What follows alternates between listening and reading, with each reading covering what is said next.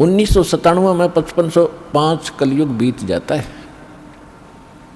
1994 में दास को नाम देने का आदेश पूज्य गुरुदेव जी से प्राप्त हुआ था।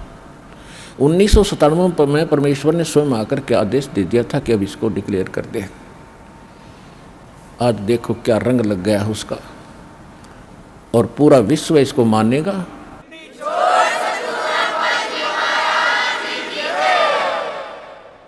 परमात्मा ने कहा था कि सोहम शब्द हम जग में लाए। सोहम शब्द तो बहुत पहले से डिक्लेयर कर रखा है, भगवान ने शिव जी को दे रखा है। शंकर भगवान इसी का जाप करते हैं, इनके शिष्य हुए थे। सोहम शब्द हम जग में लाए, लेकिन ये किसी वेद शास्त्र में नहीं है। सोहम शब्द ना गीता में, ना वेद में, ना पुराणों में। पुराण तो इनकी बनाई हुई है ऋषियों की, ये अगर वेदों से मेल नहीं खाती कोई यूज नहीं उनका। वेद प्राचीन ग्रंथ हैं, उनमें कोई सोहम नाम नहीं मिलेगा आपको। और परमात्मा ने आकर डिक्लेयर किया है, और यही ऋग्वेद मंडल नंबर 9 सूक्त 95 के मंत्र 2 में स्पष्ट किया हुआ है कि वो परमात्मा अपनी वाणी के द्वारा बोल बोल के ज्ञान सुनाता है, सबको प्रेरित करता भक्ति के लिए। और वो भक्ति के गुप्त नामों का आविष्कार करके देता है। परमात्मा कहते हैं सोहम शब्द हम जग में लाए, और सार शब्द हमने गुप्त छुपाए। तो ये परमात्मा ने कहा कि सार शब्द सर जीवन बूटी, गैसे गैसे अंग लगावे, कहे कबीर तुम सत कर मानो, ये जन्म मरण मिट जावे। ये सार शब्द से मिटना था जन्म मरण, और ये अभी तक गुप्त रखनी थी। तो अब ये वो समय आ गया है कि आपका ये जन्म मरण का रोग नाश होगा। तो हमारा उद्देश्य है यहाँ पर जो मूल सौदा हम बेचते हैं, हम जो देते हैं आपको, जो सौदा करते हैं आपसे कुछ नहीं लेते, आपसे केवल समर्पण होना ही हम मांगते हैं कि परमात्मा पर समर्पित हो जाओ। और इस भक्ति को जो मंत्र आपको दिए गए सारे, अब कहने का भाव ये है कि और जो दूसरे आपके संकट हैं ये तो हम आपको वैसे निवारण करेंगे। जैसे रूंगा बोलते हैं, रूंगा रूंगे में देंगे, रूंगे में, वो सौदे में नहीं आता रूंगा, वो तो एक्स्ट्रा दिया जाता है। जैसे पुराने समय में, अब तो वो समाप्त होगी सिस्टम। पहले गांव में इतनी दुकानें नहीं होती थी, बाहर के फेरी लगाने वाले आते थे, कोई टिंडे बेचा करता, कोई घिया, कोई तोरी, कोई आम या कोई बेर बेचने वाले आते थे। तो हमारी दादी जी एक बेला भर के, कटोरा भर के गेहूँ का या चनों का जो भी उपलब्ध होती थी, कणक, किसान घर में जन्म था हमारा, और वो ले जाती थी, पूछती थी भाई कैसे देता है ये, जैसे टिंडे कैसे देता है सब्जी के लिए। तो कहता था ताई गेहूँ के 2 बार देता हूँ, 1 प्लेट में गेहूँ डाल दिए और 2 बार उसके इक्विवेलेंट उसके बराबर टिंडे तोल कर डाल दिए, सौदा हो गया, बराबर हो गया जो सौदा था। फिर हमारी दादी जी कहा करती रूंगा और दे भाई, वो 1 टिंडा उठा कर और दे देता। तो वह कहती ना और दे, वो 1-2 और दे देता। यानी वो था रूंगा, वो सौदे में नहीं था, एक्स्ट्रा लाभ लिया वो तो यहाँ जो आपके संकट, दुख, रोग किसी भी प्रकार के हैं, तो ये सौदे में नहीं हमारे में, ये तो रूंगे में देंगे आपको, ले ये भी ले, ये भी ले।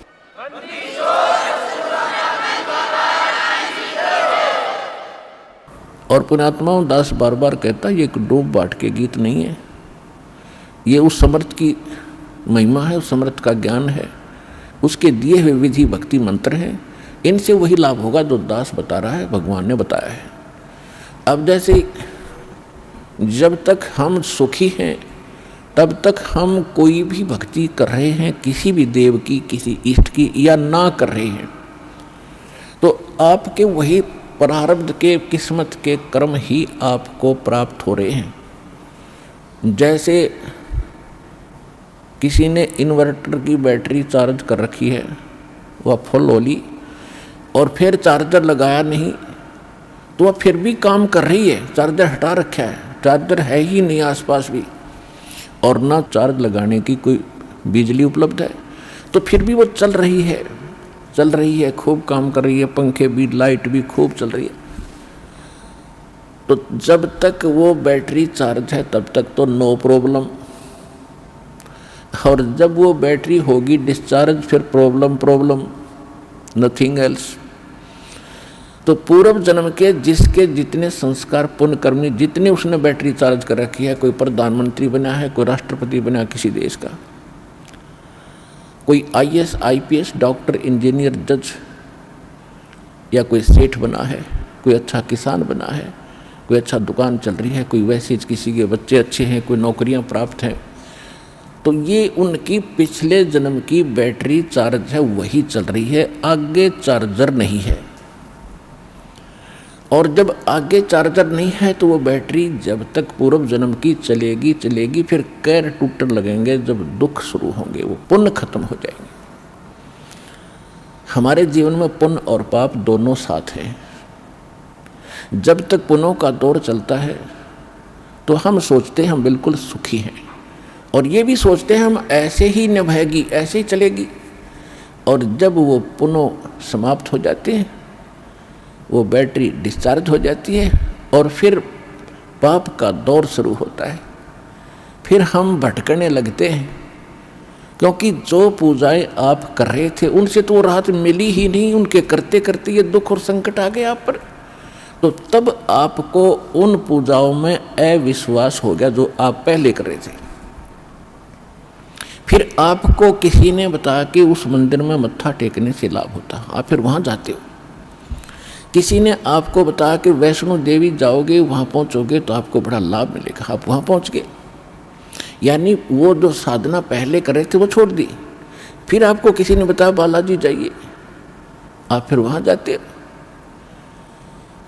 तो कहने का भाव ये है कि जब आपके पाप कर्म का दौर शुरू हुआ और जिन साधनाओं को करके आप निश्चिंत बैठे थे हम बिल्कुल सुखी हैं, तो उन्होंने आपका साथ नहीं दिया, क्योंकि वो साथ पहले भी नहीं देने वाली थी।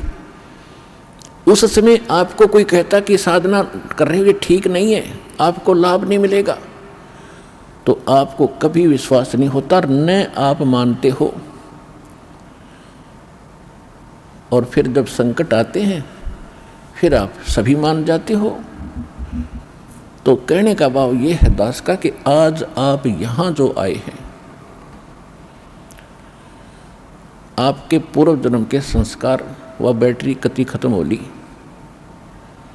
अब हम देंगे चार्जर उस परम पिता की पावर के लगाने का, ये भक्ति विधि। और फिर आप उस चार्जर को लगाए रखना आखिरी सांस तक, कनेक्शन ना कटने देना। तो आप इस जीवन में सुखी रहोगे और सतलोक चले जाओगे, आपकी भक्ति बहुत बढ़ जाएगी, आपके संकट भी नाश होंगे। तो आप यहाँ आए हो जो इस ज्ञान को समझ जाएंगे। यहाँ पर दो प्रकार के प्राणी पूरा लाभ उठाते हैं। एक तो ज्ञान समझ कर आते हैं, और दूसरे जो सब जगह भटक भ्रम लिए और कहीं से लाभ मिला नहीं, और फिर वो यहाँ टिक जाएंगे, अकोर की तक ठिकाना नहीं, सब जगह जा लिए। तो फिर उनकी व्यवस्था होगी, मजबूरी होगी यहाँ आने की, और यहाँ आते रहे तो वो लाभ मालिक देगा। और फिर हम ज्ञान सुनाते हैं यहाँ बैठाकर आपको। तो यहाँ आपसे प्रार्थना की जाती है, जब तक सत्संग चले आप सब चिंताएं और इधर उधर की गल्ला बातें छोड़ के ध्यान से सत्संग सुनो। चाहे कोई रोगी है, चाहे कोई संकट है किसी प्रकार का, आप एकाग्रचित्त होकर सत्संग सुनोगे तो राहत मिलेगी और ये ज्ञान ग्रहण होगा। इस ज्ञान से आपको 70% लाभ तो ज्ञान से मिलेगा। लाभ का मतलब है आत्मा में दृढ़ता आवेगी हर प्रकार की, और 30% फिर बाकी जो संकट है वो आपकी भक्ति और लाभ से होगा। क्योंकि दास इसलिए कह रहा है इस ज्ञान से कि कई ऐसे दुख हैं जो बेमतलब के बड़े होते हैं। अब कबीर साहब कहते हैं, कबीर मैं तो जब डरूं ये मेरे ही संग हो, भाई मौत बुढ़ापा आपदा ये सब काहू को हो। ये इस तरह के जो ज्ञान के वचन हैं, ये उस रोगी को, संकट वाले को बड़ा सहारा देंगे जो मृत्यु सैया पर है और ये सोच रहा है मेरा क्या होगा। देखो यहाँ कोई ना रहा और ना रहेगा। किसी की 2 दिन 5-6 टिकट कट जाएगी, किसी की 10 दिन पहले कट जाएगी। यहाँ नहीं रहना किसी ने। लेकिन दुर्भाग्य उन प्राणियों का होगा जो सतलोक आश्रम बरवाड़ा जिला हिसार में ना आए होंगे। वो कति खाली जाएंगे, कति खाली टोटली नष्ट करके जाएंगे जीवन को। और जो यहाँ आ गया, नाम भी ले लिया, प्रथम नाम लेकर भी उसका जीवन अंत हो गया, वो भगवान का हो गया, वो परमात्मा के जुड़ गई आत्मा, उसमें बीज पड़ गया भक्ति का। और अब ये हजारों वर्षों तक ये ज्ञान और ये समाधान चलेगा। अब वो जो बीमार रोगी सब जगह थक लिए जब यहाँ ले आए और उसकी होगी मृत्यु नाम लेकर के, आप तो चाहे कुछ भी सोचो, लेकिन भगवान ने अपना बच्चा ले लिया अपनी शरण में। मृत्यु बेशक होगी, वो अगले 10 महीने मालेगा, 10वें महीने यहाँ भगवान के दरबार में नया शरीर होगा, नए सिरे भक्ति करेगा। परमात्मा ने तो अपनी आत्मा देखनी, हम अपना स्वार्थ देखते हैं। और 10 दिन 1-2-4 महीने और भुगता तो हम ही कह देते भगवान इसने ठा ले, हे भगवान ठा ले। हम भी तंग हो जाते, पैसा भी समाप्त हो जाता।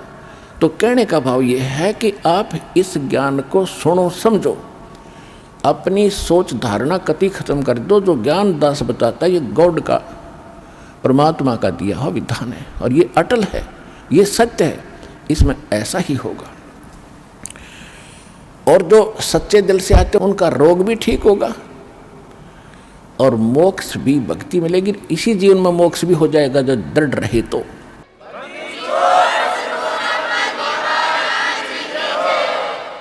इसके अतिरिक्त और भी बहुत सी, क्योंकि ये विधान है भगवान का और आप हो बच्चे पहली कक्षा दूसरी तीसरी के, इब जैसे कानून की किताब को तीसरी चौथी कक्षा का बालक कैसे समझ पाएगा।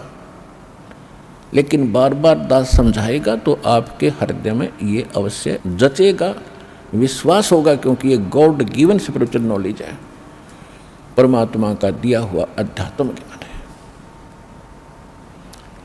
तो जब आप यहाँ आ गए और सच्चे दिल से भक्ति करने लग गए, तो जितने भी सांस इस सिमरन में आपके गए और वो आपके गुड अकाउंट में है, और बाकी का जो समय आपने चाहे राष्ट्रपति बनकर व्यतीत कर दिया वो व्यर्थ बताया है। तो यहाँ आने वाले जितने भी भक्त हैं, चाहे रोगी हैं, तो किसी प्रकार का उनको संकट है, तो उनके लिए वो दुख वरदान बन गया। वो भगवान से मिलेंगे, उनका जीवन सफल होगा, उनके सब दुख दूर होंगे और भगवान के विमान में बैठकर सतलोक जाएंगे। ये लिखवा लो मेरे पे।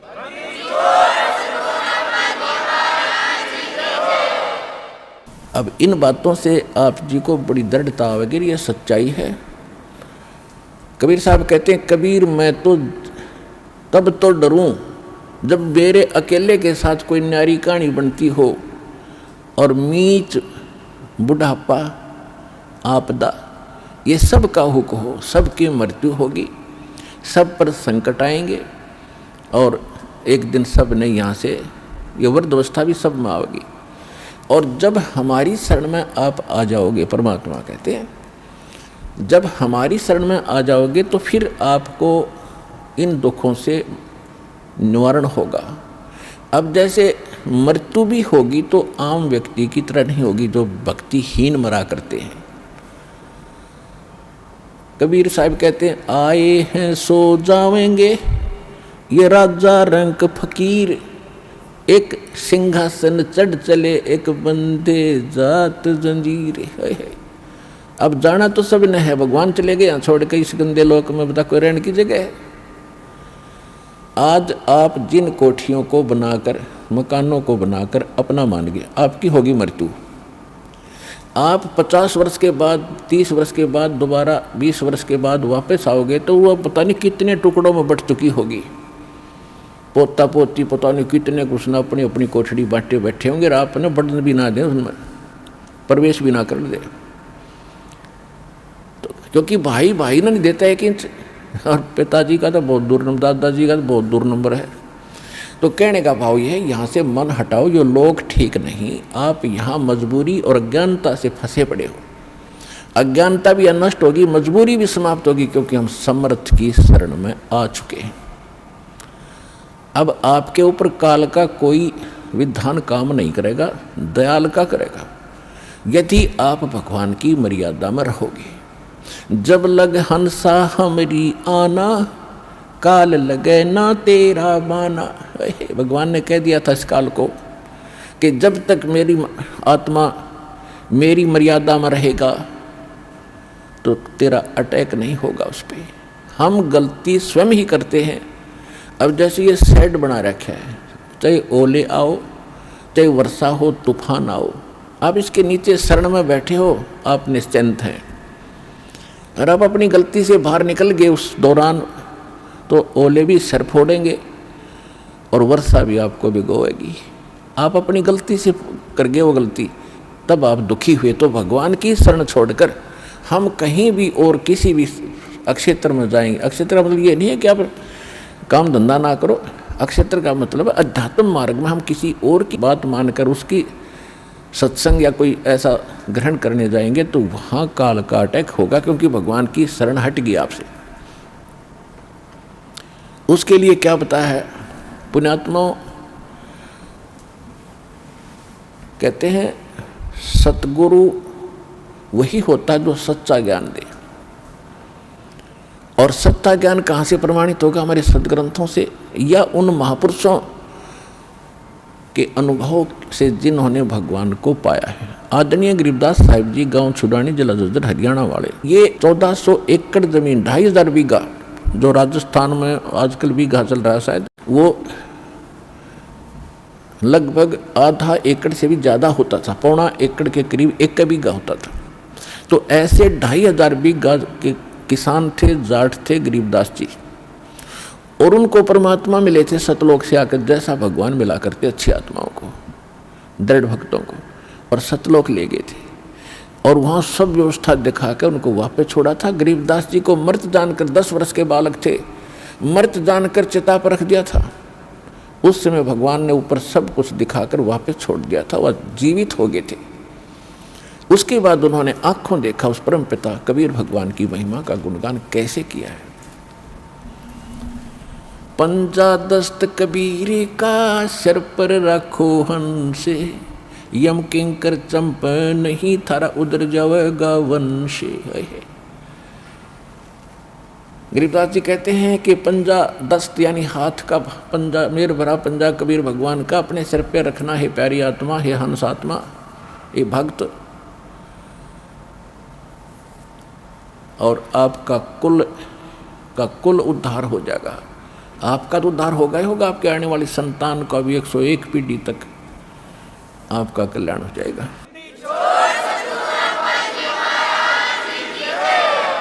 पंजा दस्त कबीर का सिर पर रखो हंसे, यम किंकर चंपे नहीं उधर जाएगा वंशी। कहते यम किंकर, यम के दूत, ये दुष्ट, किंकर माने निकम्मी आत्माएं, ये निकट नहीं आएंगी तो आपके, और तुम्हारा कल्याण हो जाएगा।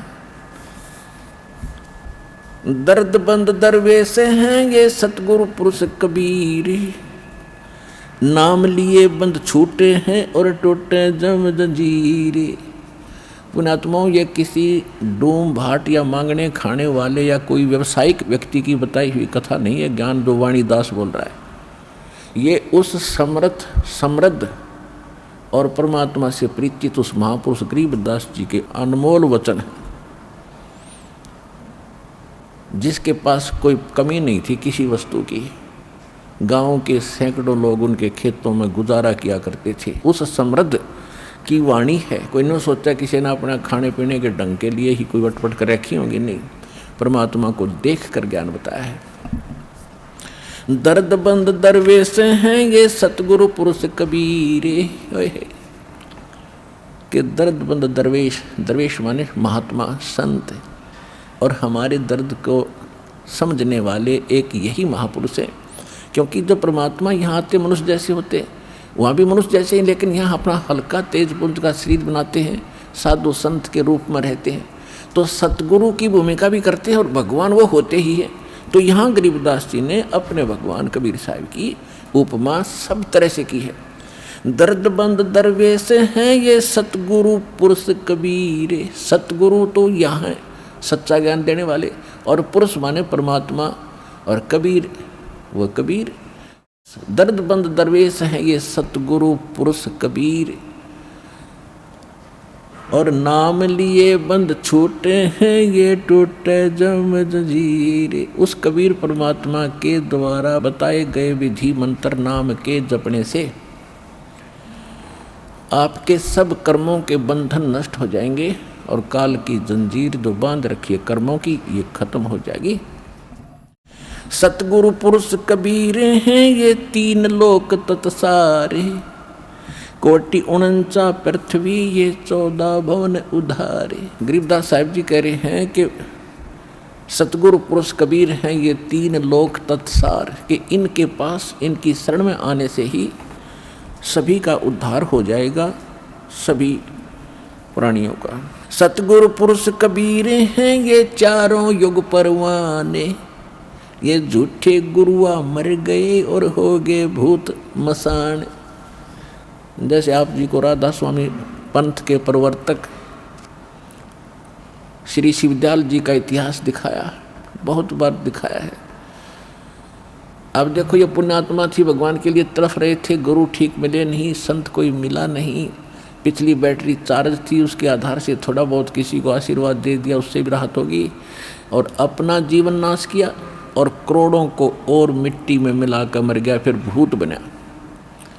राधा स्वामी पंथ के प्रवर्तक श्री शिवदयाल जी की ही शाखाएं हैं व्यास में, उसी के से एक शाखा निकली है सच्चा सौदा सिरसा डेरा और जगमाल वाली, उसी से शाखा निकली है कृपाल सिंह मिशन दिल्ली में, उसी की शाखा जय गुरुदेव मथुरा में, उसी की शाखा है दिनोद के अंदर वो ताराचंद वाली, उसी की शाखा ठाकुर सिंह जो कृपाल सिंह का चेला बागी हो गया था। तो कहने का भाव ये है कि आप भूत बना शिवदयाल जी, और ये कितने जीवों को मिसगाइड करके काल के मुंह में डाल गया। तो यहाँ गरीबदास साहिब जी भगवान कबीर साहिब के बारे में कहते हैं कि सतगुरु पुरुष कबीर हैं ये 4 युग प्रमाणे, झूठे गुरुआ मर गए वो हो गए भूत मसान। अब वो झूठे गुरु से, नकली गुरु से भूत बन गए शमशान घाट में, तो उनकी अंतिम संस्कार हो गया, उधर से वह धक्के खाते फिर रहे भूत बन गए। अब कबीर साहब कहते हैं हम 4 युग में परमात्मा आते हैं। सतयुग में सत सुकृत कह टेरा, त्रेता नाम मुनिंदर मेरा, द्वापर में करुणा में कहाया, कलयुग नाम कबीर धराया। अब यहाँ गरीबदास जी भी कह रहे हैं सतगुरु पुरुष कबीर हैं ये 4 युग प्रमाणे, ये झूठे गुरुआ मर गए और हो गए भूत मसाने। झूठे गुरु के आश्रय कदे न उदरे जीवे, सच्चा पुरुष कबीर हैं ये आद परम गुरु पीवे। सतगुरु पुरुष कबीर की कोई न चल है गैले, बिना पंथ पग धरत हैं गगन मंडल में सैले।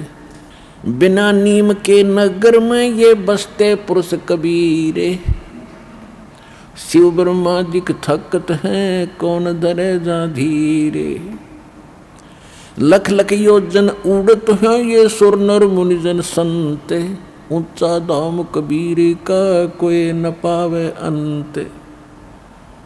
अब क्या बताते हैं कि साधु संत ऋषि महर्षि देवता समाधिस्थ होकर के लाखों लाखों ऊपर कोष तक योजन तक समाधि में चले जाते हैं, लेकिन वापस थक कर बैठ जाते हैं। जो साधना ये करते हैं ये वहाँ नहीं जाया जा सकता। तो यहाँ कहते हैं लख लख योजन उड़त हैं ये सुर नर मुनिजन सुनते, ऊंचा धाम कबीर का कोई न पावे अंत।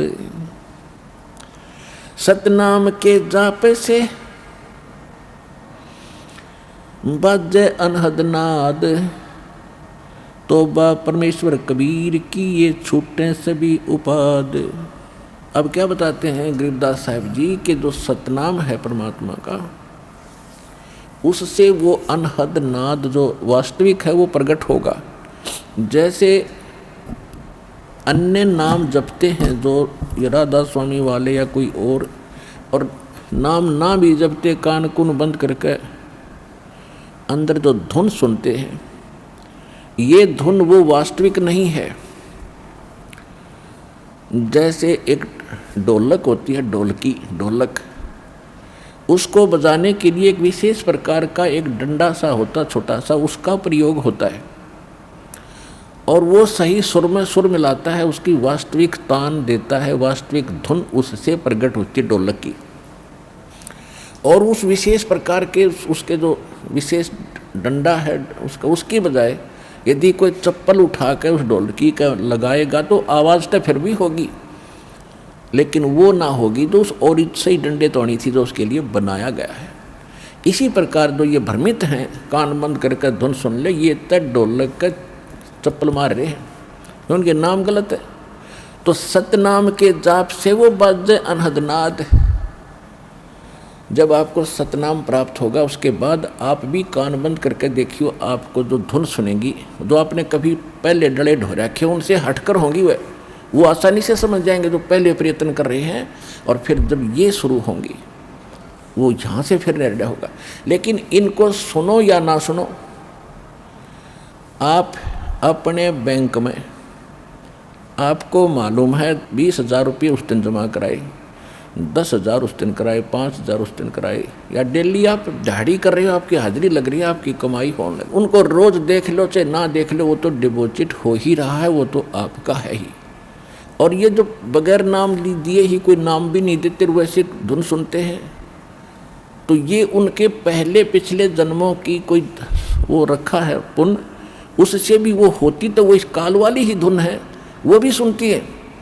जैसे किसी ने एक बैंक में डिपॉजिट करा रखा, आगे कराता नहीं, तो उसने कभी देख लिया अपने बैंक के अकाउंट में उतना ही पाओगा, बल्कि खर्च हो रहा होगा, उससे निकाल भी रहे हो आप। तो इस प्रकार ये पूंजी यानी भक्ति धन का जो अकाउंट है, ये ज्ञान है, ये ऐसे है।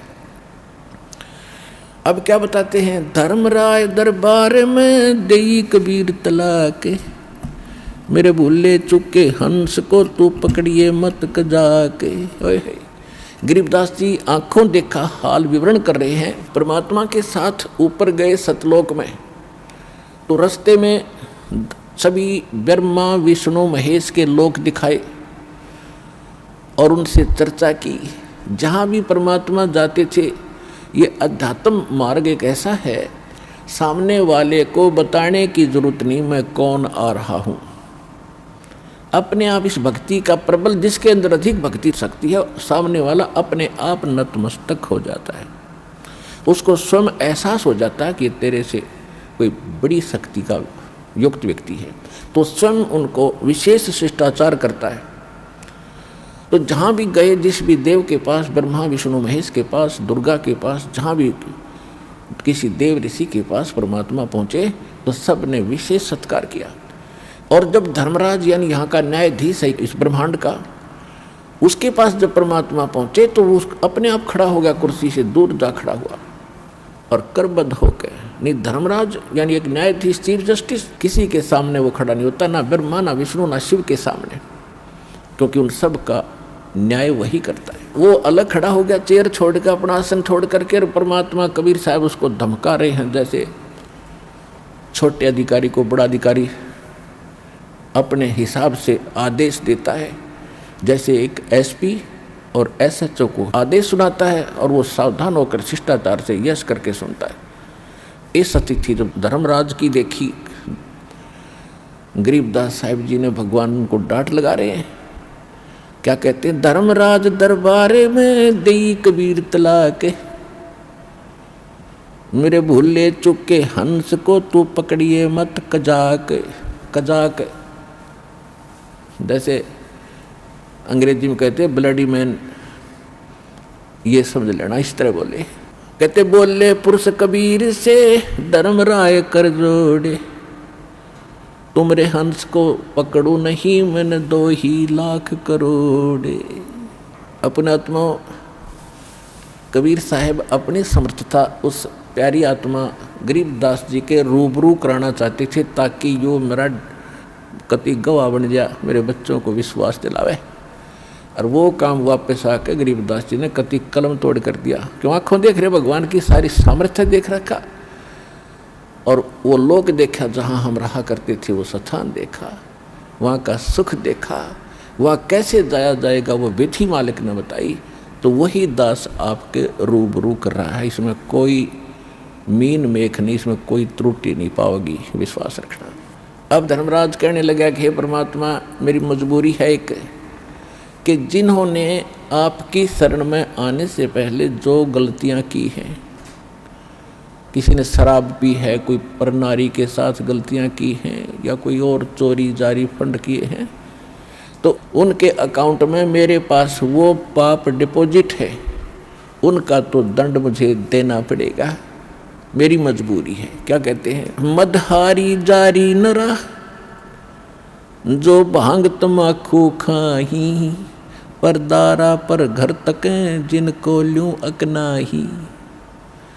कहते हैं मद आहारी, शराब पीते हैं, मांसाहारी, और जारी करते हैं जो परिस्त्री गमन करते हैं, और भांग तमाकू खाही, परदारा दूसरे की औरत को तकते हैं, परदारा पर घर तक है, दूसरे के घर की तरफ, उनके धन की तरफ बुरी नीयत रखते हैं। जिनको ल्यों अकनाही, उनको पकड़ूं के नहीं। फिर अपनी व्यवस्था बताते हैं। धर्मराय विनती कर सुनियो पुरुष कबीर। धर्मराज विनती करता कर दौड़ के सुनना है भगवान कबीर। धर्मराय विनती कर सुनियो पुरुष कबीर, जिनको तो पकड़ना पड़े और जड़नी पड़े जंजीर। हमारे विधान में इनको पकड़ना पड़ेगा और इनको जंजीर से भी बांध कर इनकी पिटाई भी करनी पड़ेगी, दंडित भी करना पड़ेगा। धर्मराज क्या कहते हैं कि कर्मों से तीरथ थे अब जो शरण कबीर, जिनको निश्चय मारूंगा मैं काढ़ों बल तकसीर। यानी जो पहले के दंड थे वो तो मुझे देने पड़ेंगे। और परमात्मा क्या कहते हैं? पहले किए सो बख्श हूँ आगे करे ना कोई, कबीर कहे धर्मराय से नाम रटे मम सोई। करम बरम ब्रह्मंडे के मैं पल में करहूँ नेश, जिन हमारी दुहाई दी सो करो हमारे पेश। अब क्या निर्णय दे दिया, उसको क्या समाधान बता दिया कि कर्म भरम ब्रह्मंड के मैं पल में करहूँ नेश। इसकिन के जो भी कर्म इन्होंने किए हैं गलती से मेरी शरण में आने से पहले, उन सब पर मैं कलम मार दूंगा, क्रॉस कर दूंगा, और वो मेरे पास ले आना इनके कर्मों के अकाउंट को। सो करो हमारा पेश।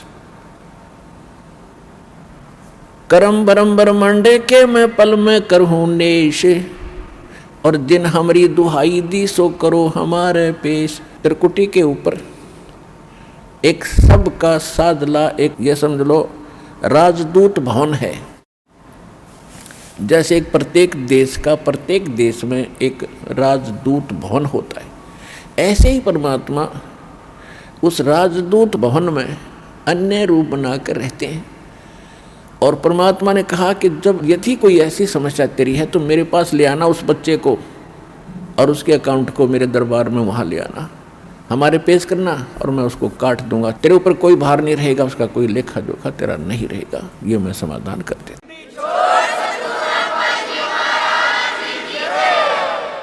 फिर क्या कहते हैं? यही नहीं, शिव मंडल ब्रह्मापुरी चाहे को विष्णु लोक में हो, हमरे गुण भूले नहीं तो आन छुटाऊं तो है।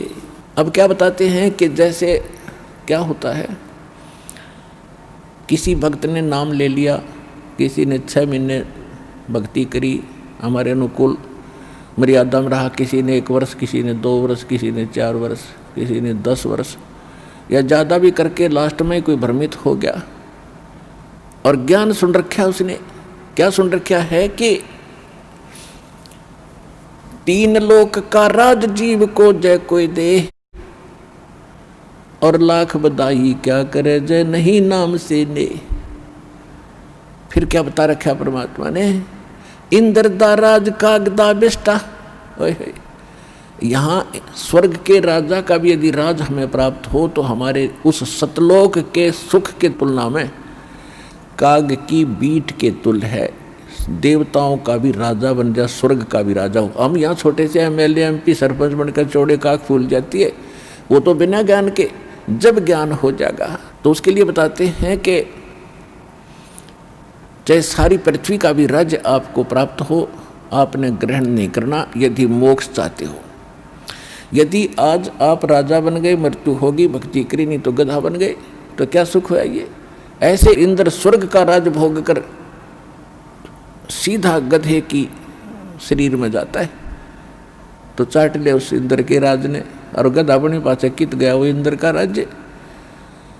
स्वर्ग में गए हुए कहते हैं इंद्र कुबेर ईश की पदवी ब्रह्मा वरुण धर्मराया, और विष्णुनाथ के पुर को जाकर फिर भी जन्म मरण में आया, तो खा के ये जीवन। तो ये बातें क्या होती है कि जैसे आपने प्रथम मंत्र ले रखा है, प्रथम मंत्र ये इतना गजब का मंत्र है, इतना कीमती है, इसके थोड़ा सा सुमरण में आपको गुणापन होगा। इन देवताओं का ये विशेष मंत्र है। जैसे हम वैसे राम कृष्ण करते रहें, विष्णु विष्णु करते रहें, ये नहीं सुनेंगे। हम गणेश गणेश जय गणेश देवा करते रहे, ये नहीं सुनेंगे। जैसे जोटे को जोटा जोटा करते रहो, भैंसा भैंसा करते रहो, नहीं सुनता। उसका एक मूल मंत्र है, उसको कर दो हर, वो तो भी यूँ देखेगा, और ऐसे चकोना होगा। दूसरी बार कर दिया तो उधर दौड़ने की चेष्टा करेगा। इसी प्रकार जो ये मंत्र परमात्मा ने हमें बताए हैं, इन देवताओं के विशेष मंत्र हैं, इनको खींच लेते हैं, ये विवश है इनका। तो इन मंत्रों का थोड़ा ही जाप करने से आपको बहुत लाभ होना शुरू हो जाता है।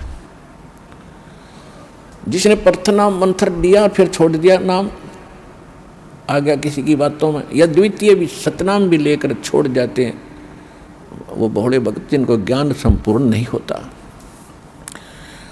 और फिर उनको जिसने सतनाम तक मिलता है तब तक हम उनको बहुत सा ज्ञान सुना देते हैं, और उनको इतना पता अवश्य हो जाता है कि हम जब मृत्यु के बाद कहाँ जाते हैं। जैसे प्रथम मंत्र में आपको जैसे सावित्री ब्रह्मा का मंत्र दिया गया है, लक्ष्मी और विष्णु जी का भी मंत्र है, शिव पार्वती का मंत्र है, गणपति का मंत्र है, दुर्गा का भी आपको मंत्र जाप दिया है।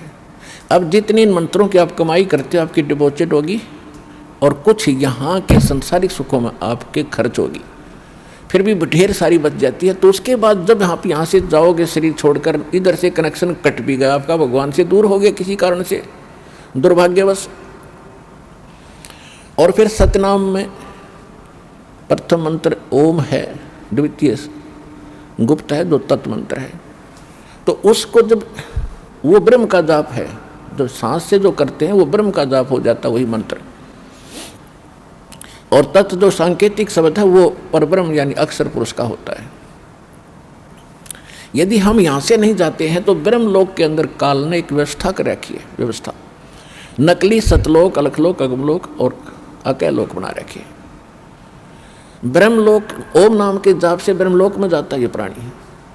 ब्रह्मलोक एक बहुत बड़ा होटल है, और फिर उसके बाद जो दूसरे मंत्र का जाप है उस दूसरे लोक को और ज़्यादा सुविधा दे रखी है इसने, वही उसके कई पोर्शन बना रखे हैं ब्रह्मलोक में। तो उनकी चार्जिंग ज़्यादा है, उनका खर्च ज़्यादा है। तो ऐसे जिस भी लोक में आप जाओगे, जैसे विष्णु जी के लोक में गए, जो प्रथम मंत्र में आपको उनका जाप दिया है, तो वहाँ एक होटल है, एक रेस्टोरेंट है, एक स्वर्ग है। उस स्वर्ग में आपके पुण्य डिपॉजिट होंगे या भक्ति डिपॉजिट हो जाएगी, और उनका मनमाना चार्ज है। और एक्स्ट्रा उनसे जो कमीशन लेते हैं वो अलग से 10-20% की, तो 15%, किसी का 25% आपकी पूंजी से। और जब आपके वो पुण्य और कमाई भक्ति समाप्त हो जाएगी, आपको वहाँ से धक्का दे दिया जाएगा, निकल यहाँ से।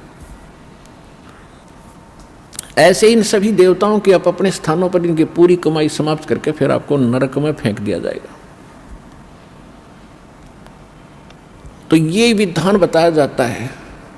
इंद्र कुबेर ईश की पदवी ब्रह्मा वरुण धर्मराया, ऐसी ऐसी पदवी पा ली आपने, ब्रह्मलोक के अंदर देवता बन गए, बड़े बड़े पोस्ट पदवी पा ली, पूंजी समाप्त होते वहाँ को धक्का दे दिया जाता आपको। जैसे यहाँ से जबरदस्ती मृत्यु कर दी जाती है, आपकी नहीं चलती, यही व्यवस्था ऊपर तक है।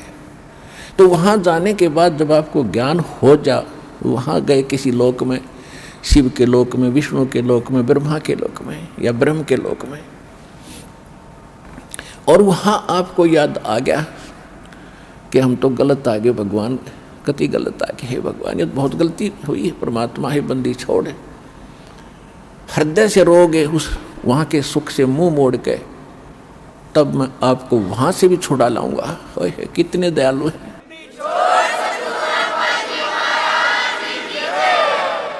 अब क्या कहते हैं परमात्मा, शिवमंडल, शिवमंडल शिव का लोक, ब्रह्मापुरी ब्रह्मा का लोक, और शिव विष्णु लोक है।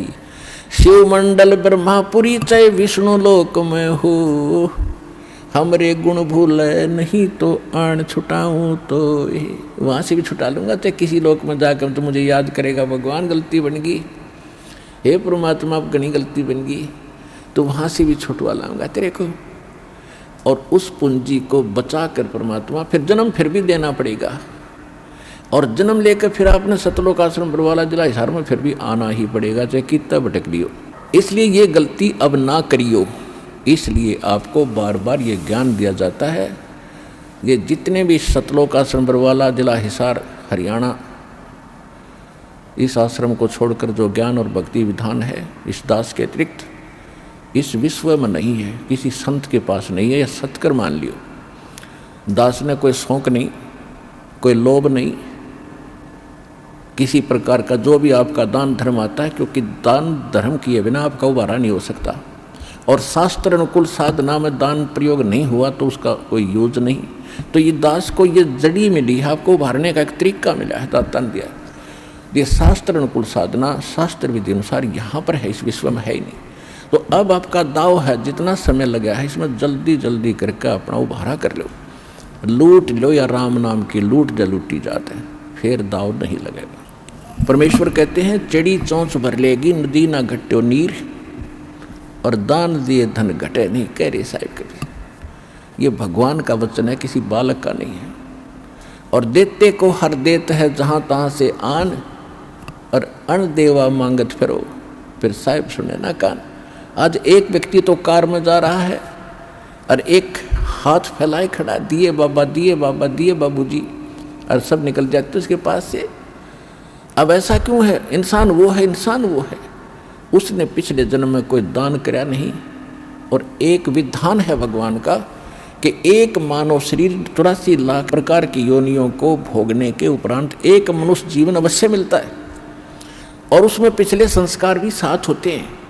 तो उसमें पुण्य होता ही नहीं, उसका पुण्य नहीं है तो उसको दे कौन? मांगता रहे मर भटक कर दुखी होकर। तो यहाँ कहते हैं देते को हर देत, परमात्मा जिसने दान किया उसी को देता है। और जहाँ तहाँ से आन, चाहे कोई भी कारण बनावे, और अण देवा जिसने कभी दान किया नहीं, मांगत फिरो, फिर साहिब सुने नहीं कान। तो यहाँ जो दान आप करते हो, एक का 1000 आपको बेनिफिट होगा, 1000 गुना समझो, ये सत्कर मान लेना।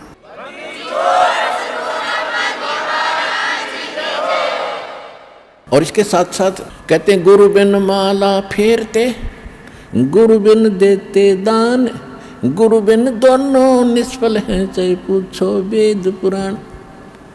और कुपात्र को दान दिया हुआ व्यर्थ है, सुपात्र यानी सच्चे संत को ही दान दे, उसका फल है। नियम हर एक चीज़ के। अब कई भक्त कहते हैं कि हमें कह रहा था कि आपके गुरुजी तो अन्य किसी की हेल्प करने को मना करते, नहीं। हेल्प करने का स्थान होता है, जैसे फल डागी की तय, या सूखा पड़ गया, कोई एक्सीडेंट दुर्घटना होगी, वहाँ मदद करो। जैसे किसी भिखारी को दान नहीं देना। अब कोई अपना धंधा करके खाओगा, कुछ भगवान के गुण गाओगा, उसको मालिक के चरणों में लाओ, उसका नाम दिलाओ, उसको भक्ति कराओ, उसका उद्धार हो जाएगा। तो भिखारी को दान देना या किसी अन्य संत को दान देना नहीं चाहिए।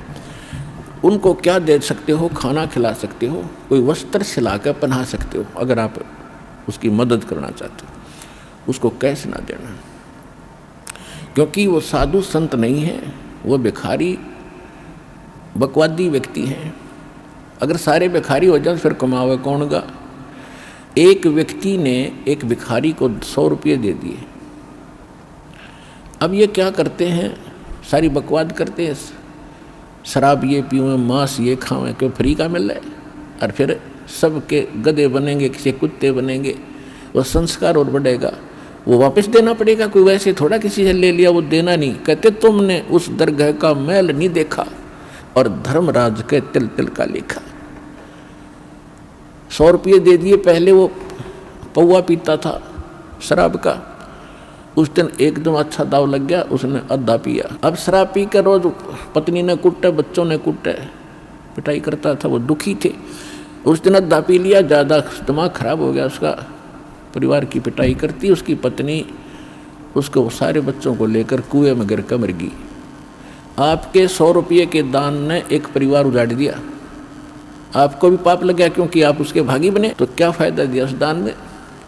गुरु बिन माला फेरते, गुरु बिन देते दान, गुरु बिन दोनों निष्फल हैं, चाहे पूछो वेद पुराण।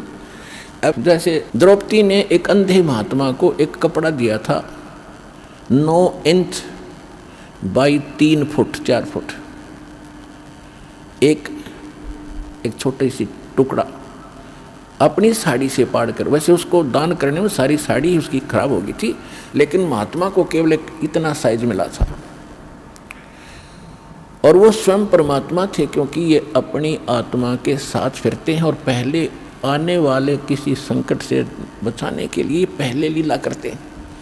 भले उन्होंने नाम नहीं ले रखा था, फिर भी दान जो सुपात्र को दे दिया जाता है, कोई अच्छे साधु संत को, उसका भी फल मिलता है, लेकिन मोक्ष नहीं हो सकता उससे। तो छोटे मोटे संकट निवारण भी परम संत से ही होते हैं, वो परमात्मा स्वयं ही लीला करता है उस संत की। इसलिए साधु संतों की आज तक महिमा बनी रही, वो स्वयं कर जाता था 2-4 जगह, और फिर सब किन्न टूक में ले जाते, जो लाल कपड़े पहन कर फिरते थे कि साधु एक जैसे ही होंगे, क्योंकि वो भी साधु भी तो उसी की आत्मा है भगवान की, जो उनके लिए तड़फ रहे, लेकिन रास्ता मिल नहीं रहा, बताते हैं तो वो मान नहीं रहे, तो बच्चे हैं उसके। तो सभी के लिए परमात्मा समदृष्टि है, सभी का लाभ, सबके दुखों से बचाने की चेष्टा करता है। तो ऐसे ही द्रौपदी ने एक कपड़ा दिया था और परमात्मा ने आशीर्वाद दे दिया था, बेटी आज तने मेरा पर्दा बचाया है, मेरी इज्जत रखी है। क्योंकि वो साधु था, जल में खड़ा था, नहा रहा था, अंधा था, और कपड़ा कोई था नहीं तन पर, ओनली एक लंगोट रखता था पर्दे पर, एक लंगोट, कोई कपड़ा नहीं था। गर्मी के मौसम थे, गंगा में नाव था। स्नान करते समय उसकी वो लंगोटी भी हाथ से टूट गई, वो छूट गई। वो नी वस्त्र नंगा खड़ा था दरिया में, और उससे थोड़ी सी दूरी पर जिधर से जल आ रहा था, ऊपर की साइड में एक जनाना घाट बना हुआ था बहनों के नहाने का, और राजा द्रुपद ने वो जनाना घाट दरिया पर गंगा पर बनवा रखा था। अपनी नगरी से थोड़ी सी दूरी पर वह बह रही थी गंगा। वहाँ पर द्रौपदी, उस राजा द्रुपद की लड़की, रोज स्नान करने जाती थी अपनी सैकड़ों सहेलियों के साथ। जब, और वो पुण्यात्मा थी, जब उसने देखा साधु संत महात्मा स्नान कर रहा है, तो उसने सोचा कि महात्मा से बात करेंगे सुबह सुबह, बड़े सौभाग्य हमारा, संत के दर्शन हुए। कहते हैं साधु दर्शन राम का मुख पर बसे सुहाग, और दर्शुनी को होत है जिनके पूर्ण भाग। साधु दर्शन राम का साहिब आवे याद, और लेखे में वही समय बाकी का समय बर्बाद। फिर उसने सोचा कि संत नहा रहे हैं, मैं भी नहा लेती हूँ, फिर स्वच्छ होकर बात करेंगे। वो स्नान करके आधा घंटा में बाहर आई घाट से, क्या देखा कि महात्मा तो फिर भी जल में ही खड़े हैं। वो बाहर इसलिए नहीं आए कि मैं अंधा हूँ और नी वस्त्र हो गया नंगा, और लड़कियां की आवाज़ सुनने लगी। तो पहले इतने पानी में था और गहरे में चला गया इतने में, कि कहीं बहन बेटियों के सामने मैं नी वस्त्र नजर ना आऊं, शर्म का मारा। अब वो कुछ नहा नहीं रहा था, वो ऐसे हाथ मार रहा था, वो सोच रहा था कोई कपड़ा बहता हुआ आ जाए, मैं लपेट कर बाहर निकलूं। द्रौपदी ने देखा आधा घंटा हो गया, संत नहा नहीं रहा, कुछ खोज रहा है। फिर उसने देखा अपने ध्यान से कि महात्मा तो नी वस्त्र है, ये वस्त्र बिना आवेगा नहीं, बाहर कोई वस्त्र पटड़ी पे है नहीं, ये सारा दिन खड़ा रहेगा, रात को निकलेगा, गल जाएगा भूखा प्यासा। तो लड़की ने आओ देखा ना ताओ अपनी साड़ी पाड़ी। राजा की लड़की की कितनी कॉस्टली साड़ी होती है, कीमती साड़ी, कपड़ा होगा ये विचार कर लेना। और उसने उस इतनी कीमती साड़ी और संत के लिए पाड़ कर डाल दी, एक लकीर एक बिलहात की, यानी 9 इंच लगभग कोपीन आकार की, और पाड़ के, और 3 फुट चौड़ी लंबी, पानी में डाल दी, बहता हुआ वह साथ से निकल गई, लेकिन महात्मा ने दिखाई नहीं था, लीला थी उनकी, और निकल गई। 7-8 बार ऐसी साड़ी पाड़ पाड़ के एक बिलात यानी 9-9 इंच 7-8 बार पाड़ के डाल दी, लेकिन साधु के हाथ नहीं लगी, वो साइड से निकल जाती थी, उसको दिखाई नहीं देता था। तो यह लीला भी भगवान कर रहे थे कि इसके कर्म बनाऊं, इसके कर्म बने, आगे इसका एक कैर टूटेगा, वो बचे क्यों करे इस बेटी का। अब देखो पुण्यात्मा, लोभ लालच करे तो ऐसा करे, बेईमाना करे तो ऐसा करे। उसके साथ और भी सहेली थी, नौकरानियाँ थी। उन नौकरानियों को भी कह सकती थी कि एक साड़ी का टुकड़ा डाल दो महात्मा के लिए, तो एक साड़ी क्या 2 साड़ी डाल। उसने पता था, नौकरानी को मालूम है आज अपनी राजा की लड़की के कहने से हम थोड़ा सा टुकड़ा साड़ी का देंगे, 2 साड़ी देगी, जाते ही 2-3 धोती देगी, बढ़िया, तो वो डाल सकती थी। लेकिन उसने उनको नहीं दिया, क्योंकि उसको मालूम था कि मैं पुण्य करूँगी अपने हाथ से, मुझे मिलेगा, ये करेंगे तो इनको मिलेगा। इतना अध्यात्म ज्ञान उन बच्चों को उसमें दिया जाता था। मैं रोटी खाऊंगी मेरा पेट भरेगा, ये खाएगी इसका भरेगा। तो उसने ये बेईमाना लालच करा। तो लोभ करे तो ऐसे करे, दान धर्म करने का स्वयं करे, अपने डट के करे और सेवा करने का। तो इसी प्रकार जब उसने 7-8 को पीन के ऐसे डाल दी, नहीं हाथ लगी, फिर उन्हें सोचा निकट न्यों नहीं जावे थी कि कहीं महात्मा को आभास ना हो जाए कि लड़की है ये जो कपड़ा डाल रही निकट आएगी, तो कहीं ये आगे को ना सरक जा दरिया की तरफ और बह जावे, मर जावे, यो तेज धार में बह के। बोल इसलिए नहीं रही थी, इसलिए उसने एक लंबी लकड़ी उठाई जंगल से, उसके फिर एक और टुकड़ा पाड़ा, फाड़ के उसके लपेटा और धीरे धीरे साधु संत के हाथ के निकट कर दिया, जहाँ वो ऐसे हाथ मार रहा था। जब उसके हाथ लग गया, उसने तुरंत उसको पकड़ा मजबूती से। फिर उसने देखा कि ये वैसे कोई बहता हुआ कपड़ा नहीं है, ये तो स्पेशल साइज पाड़ कर साड़ी का दिया हुआ है, और बेटी भी आसपास ही होगी। वो तो अंतर्यामी थे, लेकिन लीला जो भगवान करते हैं, जैसे 120 वर्ष धानक रूप में, जुलाई रूप में काशी में रहेगी, कोई आज तक नहीं समझ पाया वो भगवान थे। आज समझ में आ गया कि वो परमात्मा थे और हैं और रहेंगे। तो ये लीला ऐसी गजब की करता, कोई सोच भी नहीं सकता यू भगवान है रह कैसे। अंधे की लीला करे थे, अंधे वाली करी पूरी। इस काल को भी धोखा देता है, यही वेद में लिखा है, और यही नानक साहब कहते ए ठगवाड़ा ठगी देश खरा सियाणा बोता बार, ये धारण के रूप रहा करता है। और खुद कहते भगवान सोचल सिद्धर मैं करूँ अपने जन के काज। तो द्रौपदी जब उसने वो टुकड़ा लिया, देखा कि हाँ ये तो किसी लड़की बेटी ने दिया है, तो कहा बेटी आज तूने मेरी इज्जत रखी है, भगवान तेरी इज्जत रखेगा और तुझे बहुत ज़्यादा दे। अब उसका वचन कैसे टले, तो सुपात्र को दिया दान।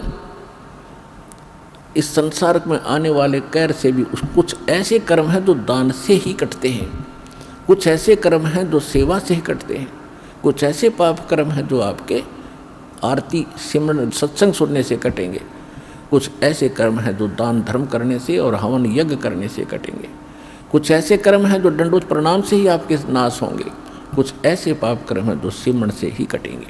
तो हमने सारे फार्मूले अपनाने अपने अंतःकरण को धोने के लिए, साफ करने के लिए। तो वो तरीके सारे के सारे आपको यहाँ मिलेंगे और पृथ्वी पर नहीं हैं। इससे आपका अंतःकरण भी साफ होगा, जिस कारण से आपको इस जीवन में भी सुख होगा और मोक्ष भी मिलेगा।